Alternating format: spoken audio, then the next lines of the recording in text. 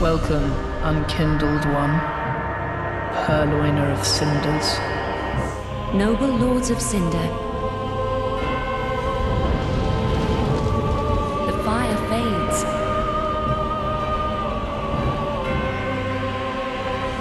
And the lords go without thrones.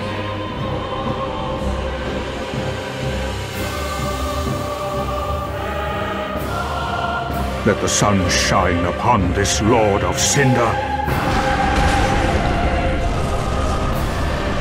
You've done quite enough.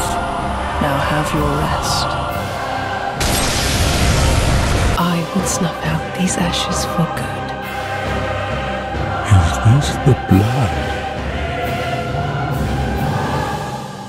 The blood of the dark soul. If you want to close out a trilogy for a critically acclaimed series, you gotta bring your best. You have to bring all the knowledge from all the lessons you learned along the way, and you want to send fans off with tears in their eyes knowing that this journey they went on for however long has finally come to an end in a satisfying and memorable way. That was the challenge that Dark Souls 3 had, and I think it's safe to say, victory achieved. Dark Souls 3 has been hailed by many as the best in the trilogy, from an upgraded combat system to the memorable lore, the great fan service, immaculate soundtrack, and what might be the best boss lineup in the franchise. There's certainly a case to be made. Not only did the game have to stick the landing for the series, but it also had to wash the taste of the last game out of everyone's mouths. Oh dear God! Like it or not, when the marketing for the game promoted it as the series going back to its roots, you know they had the job of course correcting for something. And let's be real, anyone who's played these two games, you know which one is better. Stop lying to yourself. Stop it. Get some help. But although the game successfully sent people home happy, was it on the same level as its predecessors? How does it stand up to the rest of the Souls games at that point? And is Dark Souls 3 actually the masterpiece everyone says it is? Well, as they say, Ash seeketh embers. So strap in, boys and girls, and let's get down to business. In Dark Souls 3, the world is in full crisis mode. The fire is fading, realities are merging together, and in order to save the world, we not only need one lord to help link the fire, we need five. 5 lords who in ages past have sacrificed themselves to keep the Age of Fire alive. Which brings me to the opening cutscene. If this doesn't get you fired up to play, I don't know what will.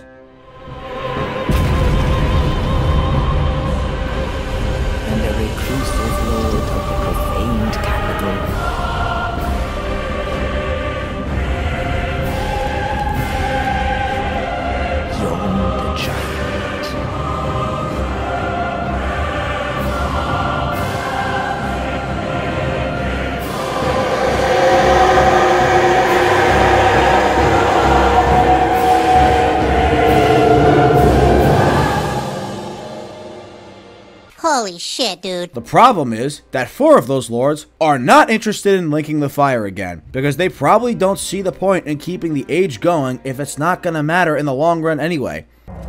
Mind you, the mantle of Lord interests me none. The fire-linking curse, the legacy of lords, let it all fade into nothing. That, or they have the understandable approach of, I don't want to light myself on fire again. So as the Ashen One, it is your job to return the lords to their thrones and do what you will with the Age of Fire. The first thing you'll notice about Dark Souls 3 is that it is filled to the brim with fan service. Whether it be characters, locations, or the armor you wear, this game will have you pointing at the TV like Leonardo DiCaprio at almost every turn.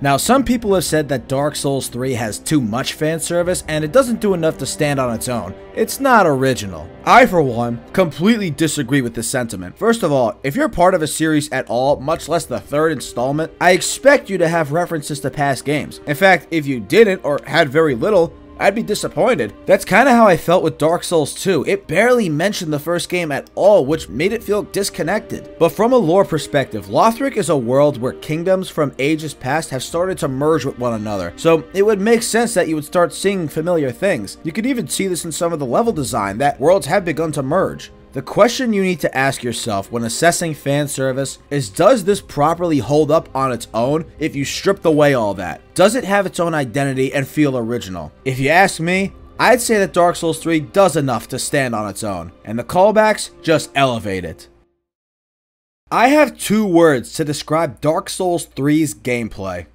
Holy balls! There's a reason that it was copied over point for point in Elden Ring, because Dark Souls 3's gameplay and combat is the best template in the entire Souls series, and the best of any Souls-like I have ever played. If you played the first game and thought it felt clunky, Dark Souls 3 took that complaint and punted it into the next age of fire. Right off the bat, you notice that everything is more fast-paced. Hell, when I loaded in for the first time and attacked this one grunt, I was caught off guard by just how fast the animations were compared to the last 2 games. But even though it's faster, everything about it also feels more fluid. Dodging makes you feel like you're made of air, attacks flow seamlessly, hits feel visceral again. The core systems of the combat are so fine-tuned, there really is nothing like it. Even though a game like Bloodborne and Sekiro may be amazing in their own right, balancing all the various RPG systems while still giving that sense of flow is what makes DS3 so great with its gameplay. But aside from that, Dark Souls 3 also introduced weapon skills, the first iterations of secondary abilities that each weapon has, which unlocked a new layer to the combat system that already began to hit its stride by Bloodborne. Some of these will include things like cool looking spin moves, charging attacks, a bunch of others that I don't have footage of. These would be improved upon in Elden Ring with the Ashes of War, but breaking them in with Dark Souls 3 was an excellent idea. But because we have all these extra mechanics, the game has to be adjusted to keep pace with you. In other words, up to this point, this was the hardest Souls game in the entire series because we got enemies that are just as fast, if not faster than you. No more long windups anymore, on top of the fact that they also hit like bricks. Anyone who's faced a Lothric Knight knows this feeling. Or, you know, a Boreal Knight. Even Bloodborne to this extent wasn't really as hard because the rally system helped things out in your favor a little bit. But in Dark Souls 3, if you can't memorize timings, you're not winning. Plain and simple. I've held the opinion for a long time that every Souls game builds upon each other in terms of difficulty and mechanics, and once you've beaten a game and go back to an earlier one, it's much easier because the more advanced the AI gets, the more you have to sharpen your skills and habits. Dark Souls 3 is the perfect example of this. If you beat this game and go back to the earlier ones, it's like, where the fuck is everyone? But a little twist that DS3 introduced was the embers. Now, you had humanity and human effigies before that reversed your hollowing and healed you, but since we have the theme of fire and ash, we got the embers, which not only functions like regular humanity, but it also increases your health. A little extra help against the increased difficulty, which also lights your body on fire, which makes some of your armor look absolutely badass. Look at the Abyss Watcher's cape. I mean, bro. But what made Dark Souls 3 an even nuttier experience was the PvP. I wasn't around for DS3 fight clubs back in the day, but there are still some hot encounters. This is because when you equip the Covenant Ring, a lot of them automatically summon you to help somebody in your Covenant, which sometimes can get pretty annoying when you're locked in and all of a sudden, really? But it's here that I personally realized I'm f***ing terrible at PvP. Playing through Dark Souls 3 will ruin other Souls-likes for you, and even ruin some of the older From Software games in some aspects, because it's that damn good. But as I've said in the past, the gameplay doesn't mean anything if the levels are not up to par, which is what DS2 struggled with. Did Dark Souls 3 correct that mistake? Well, let's talk about the level design. I'm either going to sound incredibly based, or I'm about to get crucified for what I'm about to say. I don't think Dark Souls 3's level design is that interesting. What the fuck did you just say, Sal? Now, before you say anything, I did not say that I don't think the level design is good. In fact, when it comes to enemy placement and the area layout, I think it's pretty damn good. Obviously, way better than that shit from Dark Souls 2. But from an aesthetic standpoint, when you compare this to any other game in the series, Dark Souls 3's areas feel mostly forgettable. Aside from the High Wall of Lothric, Irithyll, Archdragon Peak, and maybe Lothric Castle, every single area in the base game feels like it's missing that same pizzazz that Souls areas in the past have had. Now, a lot of this has to do with the fact that the color scheme in this game is very faded. Now, I know it's supposed to convey the fact that the world is literally fading away. That's the crisis we're in right now. But the more you play, the more you think to yourself how much more the areas would stick with you if there was some more vibrance. And this makes many of the areas in Dark Souls 3 feel kinda unmemorable. Dare I say it? Dark Souls 2's areas feel more memorable than this? No. It's not true. That's impossible! For the right reasons? Most of the time, though. But it's wild that I can say that with a straight face after all the shit I threw that game's way. The other thing about Lothric is that rather than being interconnected the way From Software worlds usually are, it's almost entirely linear. Where other maps are like spiderwebs, Lothric is like a tree branch. Your playthrough will be mostly similar up until Irithyll, where you can decide whether to kill Aldrich or Yorm first. Now, this design definitely makes the level scaling much easier, and you won't run into what Dark Souls 1 had, but the interconnectivity is what makes these worlds feel real. That's what gave them their fame and what made From Software's worlds iconic in the first place. Throwing that out to make it linear isn't necessarily a bad design choice, but if you're gonna compare Lothric to Lordran or Yharnam, it's not even a question. Speaking of disconnected, let's talk Firelink Shrine. Yeah, your hub world. Would have liked a more original name, but alright. Now, truth be told, I actually really like Firelink Shrine in DS3. It's got everything you would want in your hub area. You can build a small community with the NPCs you bring, which I think is super cool, and your new maiden, and in my opinion, the best one, the Firekeeper. I love her so much, and she loves me back. She even does a little dance for me from time to time. I love touching the darkness within her. What, you don't like leveling up? I like the layout of Firelink Shrine, and even the music. But again, aesthetically, it's bland. Yeah, it's Ash, but nothing exciting. But even more so, the fact that it's disconnected from the rest of Lothric. Now, the difference between something like this and something like the Hunter's Dream or the Round Table Hold is that those are their own little realms, so it makes logical sense why they're disconnected. But Firelink Shrine is part of Lothric, but just doesn't connect to anything. It's its own little island just next to Lothric Castle, so you don't even get the best of both worlds. But let's really start from the beginning. The High Wall of Lothric, incredible looking place. All the bodies on these sticks, the backdrops of the giant castles and the structures. You got roaming hollows, some stronger than others. Pretty good starting area. Alright, let's just kill this guy. What the f*** is that thing? Yeah, it's not the most forgiving starting area though. It kinda encapsulates Dark Souls 3's design philosophy throughout. Smaller, easy to kill enemies, and bigger, stronger enemies that will destroy you if you're not on your game. And we all remember the first time we saw the Winged Knight walking around. I think this guy might be dangerous. Just a feeling. I love the High Wall of Lothric, but then we hit a rough stretch. Undead Settlement is kinda meh. Not bad, but really nothing special. Although it is cool that you can get the giant archer to shoot your enemies. I help anytime. Cathedral of the Deep is a little bit cooler inside, but my god, this f***ing bleed buildup. It's been 2 minutes! This is with a blood bite ring on. Once you're inside, it's a little cooler. You got giants standing in their own shit, the cathedral knights that you could hear walking. It's one of the cooler areas in the stretch, but again, not really something to write home about, and when you think harder about it, feels more generic than you first thought. Someone answer me this question. What is the Road of Sacrifices, besides a good PvP area? What would you say you do here? What is the point of this? Again, it's not a poorly designed area, but why is nothing interesting here? Oh, we got crabs? Good, great, grand, wonderful. Farron sucks. I feel like I should leave it at that and everyone would agree. The poison towards the end that slows you down is tedious every time, especially with those giant monster sorcerers. But there's one thing about this area that I do love. The 2 Dark Wraiths that show up at the end.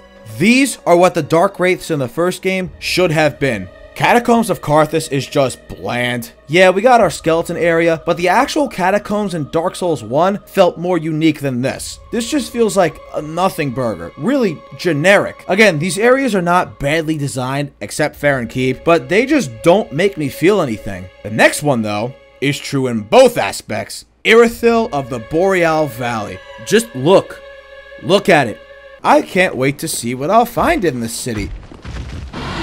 Oh, fuck. The atmosphere of this place is unlike anything else in this game. This walkout literally makes you feel like you're taking a breath of fresh air. It doesn't even seem real. The streets are deserted, but you could still hear and see echoes of the past. Spirits of boreal nights walking through the streets. And there's something I always loved about the sound of the wind blowing. It really makes this city feel like some desolate, wintry, mystical place. It's incredible. The enemies are also really fun to fight. The Pontiff Knights, the Spectres. This really feels like it's up there with the pinnacle of From Software areas. And that's not even mentioning the return of the Silver Knight Archers. Much less annoying this time around, but all of this leads up to the return of Anor Londo. If you're making a world where kingdoms of different ages have merged together, you're damn right they're bringing some part of Anor Londo back in some way. I played these games relatively close to one another, so I didn't get hit with the big nostalgia slap that others got on release, but even still, seeing all of this still hits a soft spot.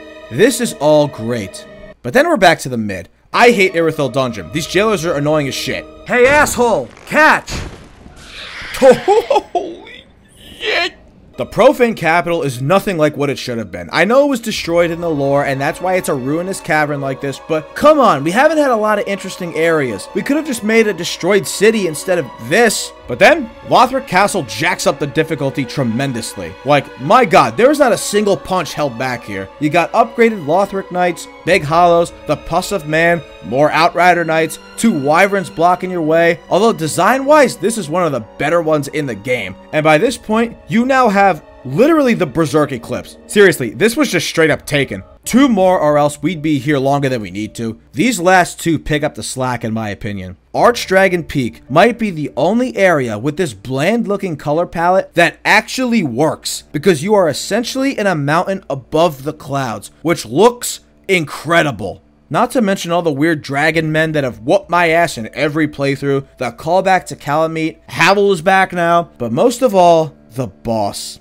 which I'll get to later. But seriously, I don't know how you're supposed to avoid this fire. Like, what am I doing wrong here? I love Archdragon Peak, but there is one area that I feel is not talked about enough. The untended graves. The first time you find this illusionary wall, you drop down into pitch black, and then you slowly realize this is the Cemetery of Ash, but completely consumed by the abyss. Where you wake up, instead there's a ring surrounded by Corvians. This place makes you ask so many questions, and even though it's just Cemetery of Ash with a pitch black skybox, it brings so many lore implications as to why it's even here and how it's here. Is this place even real? Is it the future? Is it the past? An alternate reality? What is its connection to the one in the real world? I can tell you one thing. It's eerie walking into a completely empty and dark Firelink shrine. A hammer where Andre should be. The shrine maiden here selling Artorias' armor, which I buy every single time. But behind an illusionary wall holds the biggest secret of the game.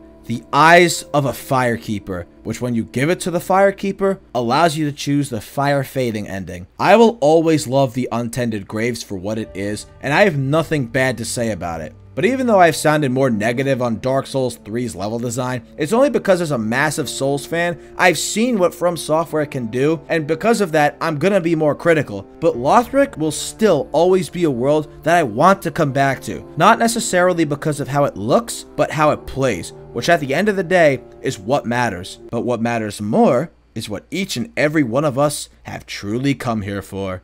It's time to talk the boss, baby.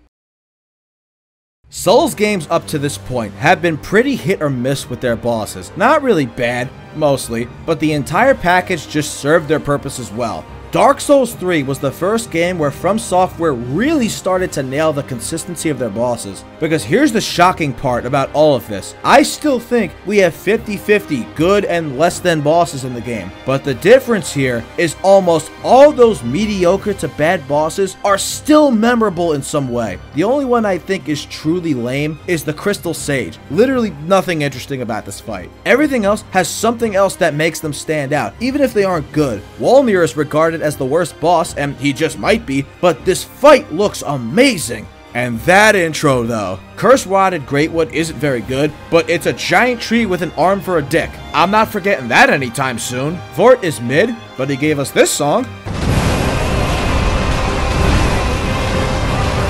That's another thing I want to mention. I don't usually spend too much time talking the soundtracks, but Dark Souls 3's soundtrack deserves it because it is among the best video game soundtracks I've ever heard in my entire life. Yuka Kitamura composed 21 out of the 31 songs in this game, and while Motoi Sakuraba, Tsukasa Saito, and Nobuyoshi Suzuki composed the rest, and they're great in their own right, Yuka's work here is unmatched. It's like Miyazaki kidnapped her family, held them at gunpoint, and told Yuka the only way she could get them back is if she made the greatest soundtrack ever. And, I think she took that personally. Every boss theme in this game goes hard. I mean, just listen to some of these.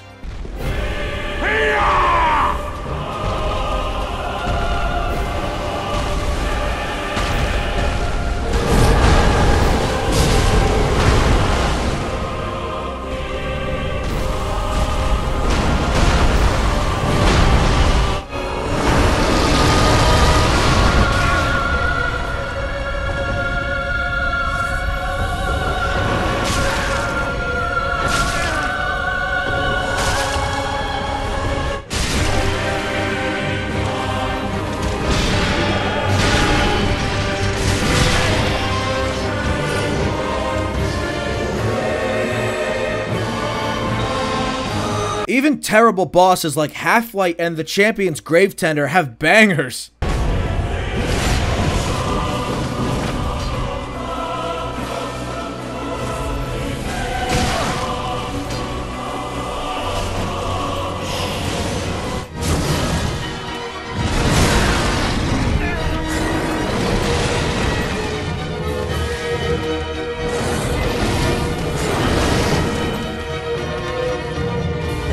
It's very rare that a boss's theme can completely change your tune on the experience from shit to just mediocre. Osiris, Deacons of the Deep, Ancient Wyvern, not even mentioning how the music in the great bosses work. There's no other word than immaculate. Yuka Kitamura is an all-time great, and even though she's left from Software, whatever game she's attached to next, I'm gonna be paying attention to. But there's so much to say on each boss, and I'm just going to keep it limited to a select few to keep the video shorter. Base game first. Udex Gundyr as a tutorial fight is great, but let's be honest, he's easy to fight, just keep hitting him, that's all. Champion Gundyr though, I'm an absolute sucker for. Nothing like thinking you're facing the same boss when all of a sudden sweet chin music hits, massive shoulder tackle from across the arena, and of course, his infamous charge attack. I don't think I've been able to fully avoid this, but I love it. I don't think I would change anything about Champion Gundyr. He is up there with my favorite Souls bosses of all time. Yeah, I said it. He's f***ing awesome.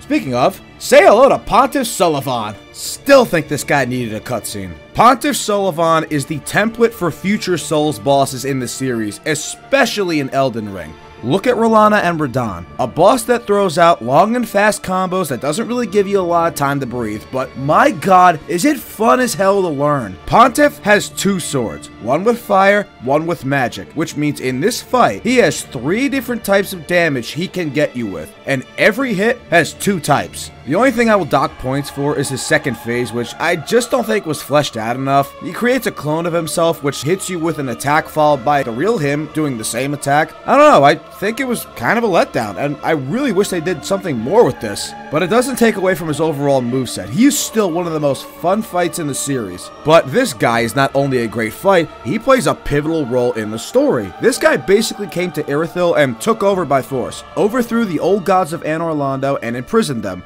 One in a more precarious position than the other, but he also provided his Outrider Knights with a ring that eventually turned them into deformed beasts, basically making sure that no one under him had any chance of second-guessing his rule. You will obey by choice or by force. On top of the fact that he took a daughter of the royal family and literally made her his plaything in the form of the Dancer. This guy's just straight up evil. But again, wonder why this guy was just dropped in the middle of Irithyll with no real build-up for such an important character. But alright, here we get into the Lord fights, the ones that matter. And my god, do we start off with a bang. Back in my Dark Souls 1 video, I said that a good boss can take a bad level and give it some more allure. When I made that statement, the prime example in my mind was the Abyss Watchers. This fight is the epitome of badass. After trekking through the shit that is Farron Keep, walking in for the first time and seeing all the bodies on the ground, turning on each other because they've all been corrupted by the Abyss, and then the fight starts and it's dash attacks galore.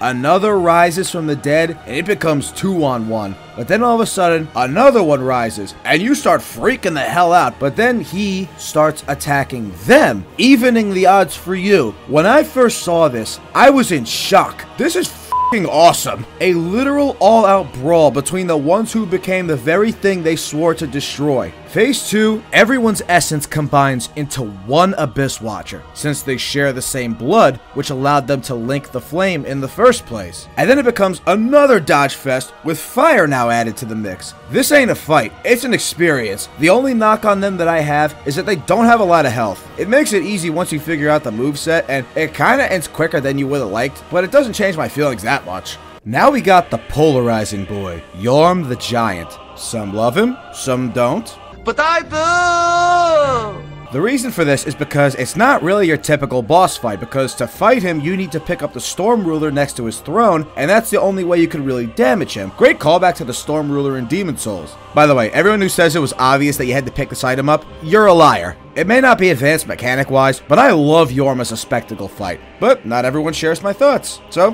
what are you gonna do? Also, I'm not one for summoning, as anyone who watched me knows, but you are obligated to bring Sigurd into this fight. Yeah, it makes it easy, but it makes it so much better story-wise. Yorm, old friend. I, Seeketh of the Knights of Katarina, have come to uphold my promise. Let the sun shine upon this Lord of Cinder. Because throughout Sigurd's side quest, he alludes to a duty that he has, and as you encounter him throughout Lothric, you share some great moments with the guy. But as you finish up, you find out that this duty was to find and kill Yorm, because he was entrusted by Yorm before he linked the fire, that if he had to perform the duty again, and he refused to do it, that Sigurd, his close friend, would be entrusted with another Storm Ruler to kill him. It's pretty tragic, and it pretty much closes out a side quest with Sigurd that acts as a Sigmar redemption arc from the first game, and I absolutely love it. Aldrich, though, not so much. Although it is pretty metal that you walk in on him wearing Gwendolyn's top half because he's still devouring him, which in an amazing detail, you could still hear Gwendolyn's breathing.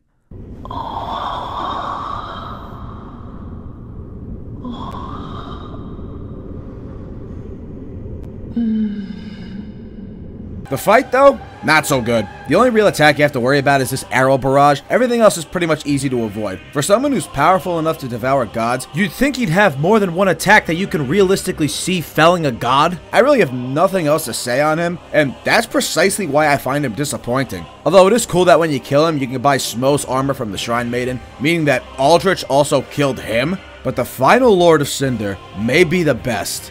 The Twin Princes. The Prince Lothric, destined to link the fire, but has absolutely no interest in doing so. Let it all fade into nothing. Also, is this one of the coldest death lines in gaming history? This spot marks our grave, but you may rest here too, if you like. His brother Lorien is the first one out, and we got a ton of quick attacks and teleporting attacks, but fair since it stays locked onto him. Thank God. All the while, one of the greatest songs I've ever heard is playing in the background, but eventually you beat him, which is when Lothric commands his brother to rise. For that is our curse. I see where Mikola gets it from. Now we got those same attacks from Lorien with added projectiles from Lothric. This entire fight just keeps you on your toes, and everything about it is exhilarating. But what if I told you that out of all of those, they weren't even the best ones in the base game? Because that belongs to a certain someone. A certain king. Yeah, the Nameless King. Gwyn's firstborn. This guy is iconic. No, it wasn't Solaire like people thought back in the day, just a completely new character and the best boss in the base game. Not gonna lie, looking back on it now, the camera in the first phase is very whack, but the moveset itself more than makes up for it. This is one cool ass intro, by the way. Not even a cutscene, it still hits you. But tracking this Storm Drake around provides some amazing visuals before you realize, oh shit, he's coming in. But the second phase is what elevates this fight to god tier status with an incredible cutscene. The first phase may have been somewhat easy, but now you fight the Nameless King himself. And it's here I realized I'm fighting a lightning god in the middle of floating storm clouds. This is fucking incredible. Everything about this phase 2 moveset is perfect. The attacks are well telegraphed, but difficult to get the timing down right when he starts lunging at you, sending shockwaves your way, and oh yeah, the lightning bolts. At one time, this guy was thought to be the hardest boss in video game history, or at least one of the hardest bosses. But now after playing Elden Ring, tell me you don't one-shot this guy. Come on, tell me. You're lying. You do. But that does not mean that he is not on the Mount Olympus of Souls bosses. There's nothing else to say about DS3's bosses. They speak for themselves. They're all great one way or another, and you could be damn sure you'll remember every single one of them. But that's just the base game, and if there's one thing DS3 did great, it was what came after. It's time for the DLC.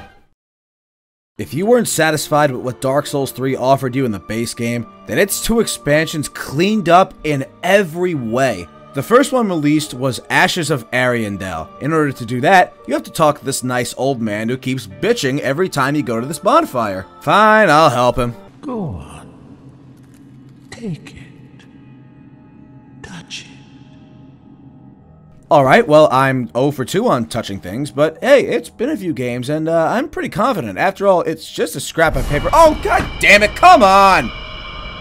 Oh, shit. Here we go again!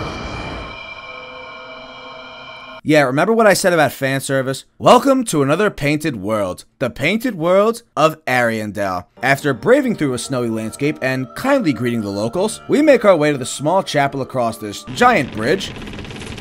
I'm not nervous crossing this at all. Where we meet Orbeck, the door guy, and the one he serves. The one who pulls the strings in the painted world. Sister Fried. But forlorn thou seemeth not. Well, what is that noise? Right away, you feel something's off. Sister Fried seems really eager to turn you away, for no reason at all. Not even a, oh hey, Ashen One, make yourself at home. Just wanted to show you that. As you explore, you see blotches of areas covered with some type of rot. We've got rot! Turns out the reason that this world of Ariandel is covered in rot is because it's literally rotting away. Not only that, turns out Sister Fried chose this. Before you find out why, you're ambushed by Orbeck. Every fleeing man must be caught. Every secret must be unearthed. Such is the conceit of the self-proclaimed seeker of truth. Well, that's not suspicious at all. You make your way through Ariandel, find an underground area that's really fun to be in. I just love it here. You head into the now open basement and find the father.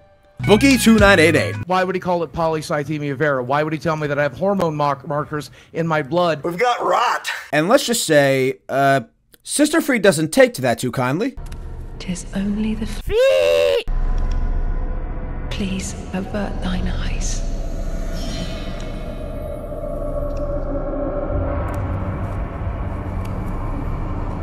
I will snuff out these ashes for good. I have no idea where to start with this fight. The fact that Sister Fried moves incredibly fast, the fact that her combos are brutal, the fact that these invisibility dashes are fun to read, the fact that this music is creepy as shit. I guess if I had to give a topic sentence, I'll say this. Sister Fried is certainly a fight. Before Millennia came around, before Radahn was still inside his father, Sister Fried was the hardest boss I had ever faced in any video game. Because if you thought this looked intimidating, this is only a third of the fight. Because when you kill her, Father Ariandel takes it well. That's part of the abuse! And she twisted my balls and my dick! And she told me that sex was disgusting and awful! And she told me that only disgusting, awful people had it! Man really doesn't want to go for a girl his own age. In terms of duo fights, this is definitely one of the better ones From Software has created, although it is pretty easy to just hit Father Ariandel over and over and over again. Fried does launch ice waves to get you off of him, but he's not going to be making you work for this. Although I do like how they both share the same health bar. It's an endurance run, so this is kind of how you had to structure it. I feel like this was the best call because, let's just say, you're not done yet. Alright. That was, huh?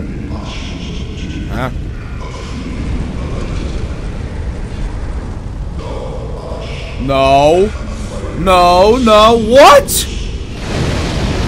You know why this was the hardest boss for me? It's because of Black Flame Fried. It took me this playthrough to learn how to dodge all of her combos and moves. This playthrough that you see right here was done 3 years after I first played Dark Souls 3, and now is when I finally learned how to dodge everything. Let that sink in. She moves so fast and launches so many black flame and ice waves at you before coming in with these absolutely disgusting combos. Please, please let me attack. Please let me attack. I beg you. Please, sister, I didn't look at that nice Filipino girl in church. I swear I did not. I really preferred it when you were just beating my dad when he was in school. Can he please come to the front of the class?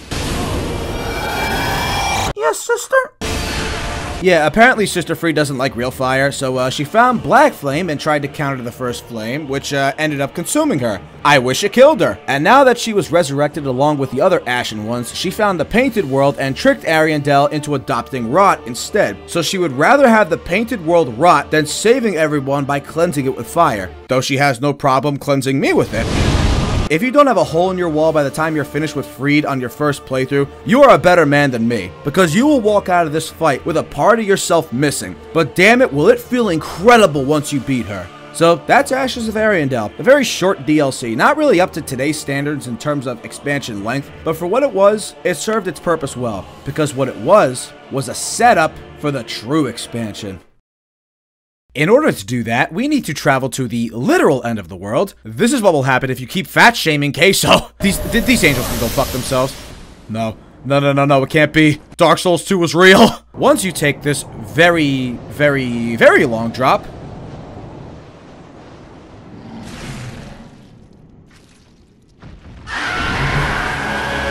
the Demon Prince, or in this case, the Demon in Pain and the Demon from Below, is an absolutely amazing boss fight, and probably the best duo boss behind Ornstein and Smough, that I can think of off the top of my head at least. One demon comes after you while the other stands back and shoots poison rays at you, and sometimes they both come after you, but it's only really for a short time. But once you have them both dead, the real Demon Prince shows up, whose moveset is determined by which demon you've killed first. Either way, you're gonna be dodging a metric ass ton of fireballs and whatever the hell this is. You want to come swinging with your first DLC boss? Demon Prince is how you do it. Side note, the ending here is the Firelink Shrine entrance. But your journey through Ariandel, Dreg Heap, and your fight with the Demon Prince were all just setups for your journey to the Ringed City. Throughout Dark Souls, we have had many references to the first lords that started the civilization of the gods, but there was one that was so easily forgotten, and Dark Souls 3 ties that loose end up with the city that Gwyn bestowed upon the pygmies for fear of them overtaking his Age of Fire. They knew exactly what they were doing, because you see, the ring is not meant to protect the pygmies, it's meant to keep them trapped. It's also completely abandoned and literally falling into a swampy abyss. But enough about backstory. The Ringed... Jesus, dude. The Ringed City is not only one of From Software's best expansions and a whole line full of them, but I also maintain that the Ringed City is the hardest area that From Software has ever created. That's fair. I have died to every single one of these enemies, and there are some around every corner just waiting to f you up. Hell, the moment you get there, you walk down the stairs and get a barrage of arrows from waves of spirits. Yeah, I don't think you're wanted here. The Ringed Knights? Forget it. My first playthrough, I was killed by every single one that I found. Pro tip, always approach the headless golems from above, because this plunge attack is absolutely lethal. Alright, look, I know the item description states one thing, but how exactly is the Dragon Slayer armor here? Like the same one I killed apparently ages ago? Are we in the future? How did he wind up here? Someone please tell me in the comments before I have an aneurysm. But that's as far as the enemies are concerned. But with a little work put in, you you soon encounter your first boss in the city, none other than the dragon you encountered earlier. Dark Eater Midir, the dragon that was raised from birth by Gwyn to combat the Abyss. After playing Shadow of the Erdtree, I now think Bale is the best dragon fight From Software has ever created, but before that, Midir was the consensus #1 dragon boss, and it wasn't even close. Everything about this fight is done perfectly. Fast but well-telegraphed moves, not taking damage from his entire body when he does his rage walk, thank God. But most importantly, he encourages you to target his head, because not only is it laid out right in front of you, but it's the only spot that will take meaningful damage. His combos are great, his music is awesome, and my God, the beams. This shit is iconic. By phase 2, he powers up the Abyss inside him, and you now have Manus Balls to deal with, as well as other wide-swiping beams. This ain't a boss fight. Once again, it's an experience. This guy single-handedly raised the bar for dragon fights. Everyone that came after was immediately compared to Midir, an instant all-time great. But oh boy, we are not done yet. Yeah, there's also Half-Life, but who gives a shit? We walk up the tower to Princess Filianor. Yeah, go ahead, touch it. It's not like I haven't been burned by this before.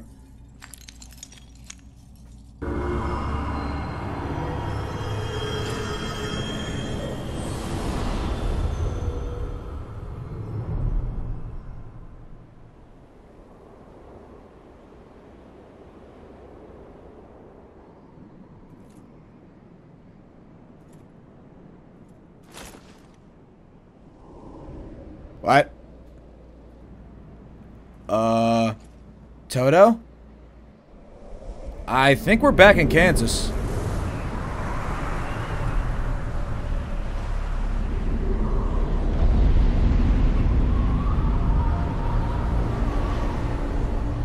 In my Bloodborne video, I made the distinction between the best versus your favorite, and I said you may like Chick-fil-A more than that fancy steakhouse in Manhattan, but it's not better. I used this to say that Lady Maria was my Chick-fil-A. Ladies and gentlemen, welcome to the steakhouse.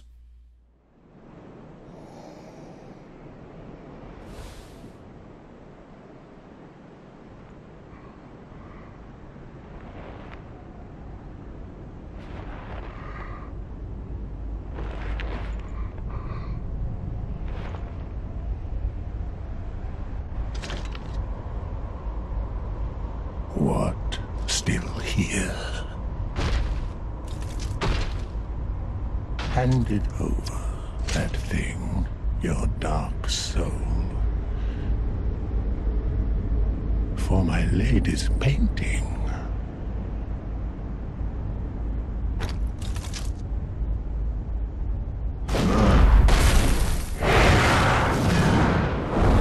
I introduce to you, hands down, the greatest boss fight in Soul's history, Slave Knight Gale. Two undead who were never supposed to be anything, now the only ones left at the end of the world, fighting over one soul nobody wanted, the Dark Soul.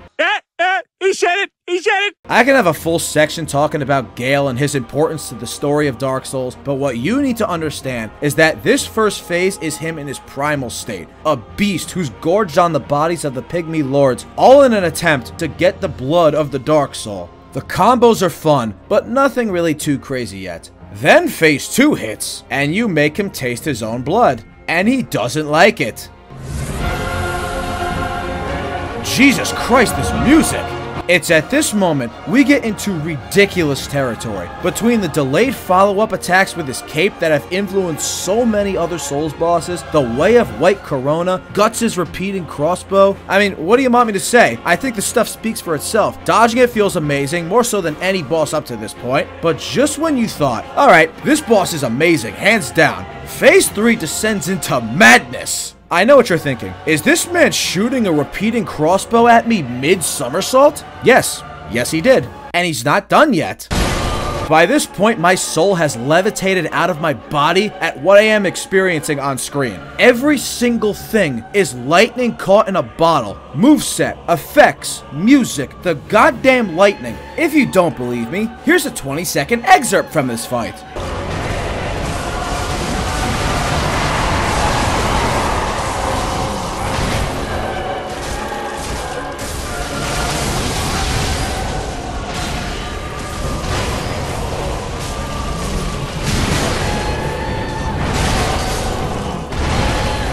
But what's even crazier is the story surrounding this fight. Gale is someone that has spent his entire life wandering the world, and throughout that time, he's been killing everyone in his way and collecting their souls, gaining power in his attempt to achieve the ultimate soul. I ask you, dear viewer, who else does that sound like?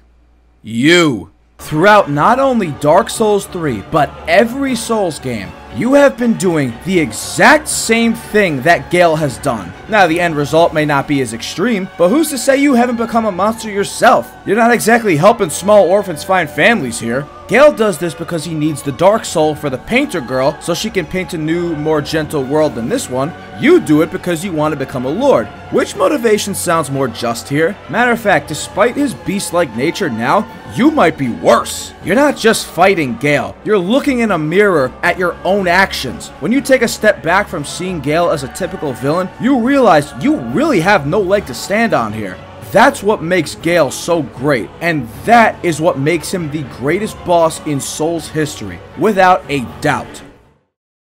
So all the lords have been returned to their thrones, and the time has come for you to link the fire. The Firekeeper bestows upon you the flame that will grant death to the old gods of Lordran, and off you go to the kiln of the first flame once again. In this collapsed reality, you walk up the path and are greeted with your final test.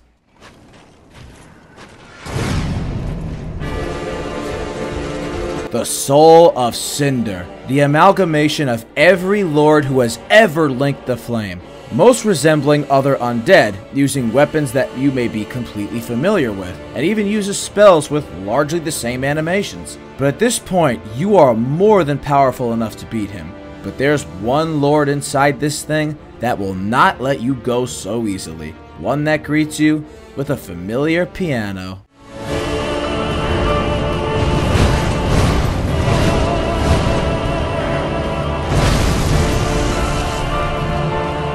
At this point, the Soul of Cinder has become Gwyn, the first Lord of Cinder, the first Lord of the Flame. Lightning, jumping slashes, and an even bigger wombo combo that can rival the Father of the Abyss himself. It's all there, but it doesn't matter. It's your time now, and the past is buried. The time has come to link the fire, but after 3 games where the duty has been carried out every time, you know it clearly doesn't change a thing. This cycle will repeat itself again and again. It's what the other Lords of Cinder realized, so maybe it's time you realize as well. Where the ages converge and the memories of your past lives come back to you, the picture is clear. It's time to let the fire fade. Ashen One, hearest thou my voice still? The magic of Dark Souls 3 is that it's not a perfect game, and in my opinion, not even a masterpiece. But despite that, you keep coming back for more because it's so good in so many other areas that you start to not even care that most areas look generic as hell. There are a select few games out there that can elicit those same feelings from you, and there are few games that can overcome bland level design to be regarded by some as the best in the trilogy. And how this game never even got nominated for Game of the Year is a crime that needs to be investigated immediately. But all it needed to do was put a bow on one of the greatest trilogies in gaming history, and that is exactly what Dark Souls 3 did. You cannot go any lower than this when scoring Dark Souls 3. It absolutely gets a 9.5 out of 10.